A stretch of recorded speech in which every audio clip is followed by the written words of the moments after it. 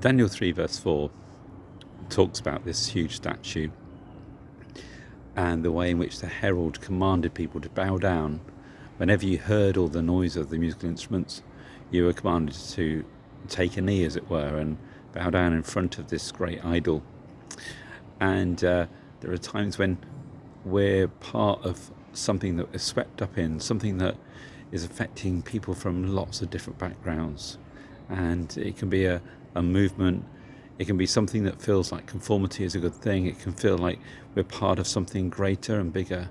It can feel like it's very difficult to stand up and be counted against whatever the authorities are saying. And it's not that we don't want to submit and honour authority, but there's a time and a place where we need to ask questions about whether something is right, whether something is godly, whether something is of the right nature. And in many cases we find ourselves in a situation where we are having to work with authorities in a constructive manner. But there are situations in the world where that's blatantly obviously not true. And we can see that in North Korea, perhaps, with the huge statues of leaders. That was true in Turkmenistan with the leader who made huge statues of himself. Saddam Hussein was the same. So sometimes it's very obvious, very blatant, very direct that someone is becoming a god or a godlike figure. The early Christians had that problem with Caesar. Statues of Caesar were honoured in such a way that they were deified. So you had to say Caesar is Lord. So if you said that Jesus is Lord, you were confronting the authority and the deification, the worship of Caesar himself. But I think most of our worship is much more subtle than that. Most of the things which people are drawn into worshipping are not so obvious. In Western culture, certainly, there might be the worship of other things, consumption of material goods, worship of sex or money or power, the worship of a particular viewpoint that is politically correct, and you can't challenge anything and you can't question anything. You can't bring a biblical viewpoint. You bring another perspective into the discussion. The discussion is very singular. You either accept this God of the age or you don't.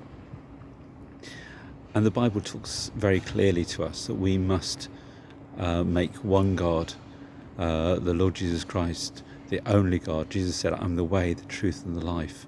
There is no other way. There's no other God that would be a replacement.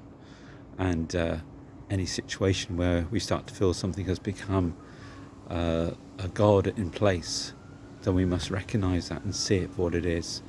And I pray that we will be clear in our own minds, clear in these days, clear about the things which are real worship of our living God, and those things which are somehow compromising that pure and devoted worship that we long to have for Him. I pray that nothing will become a false idol, nothing will become a distraction from that, nothing will somehow get under our skin and become first place. And it's very easy for that, for anything to come into that place for us. It's very easy for something to begin to compromise us and take us away from our love of the Lord. So I pray that we would be devoted and pure in that devotion, that our hearts would remain pure and clean, that we would be totally committed and putting Him as first place.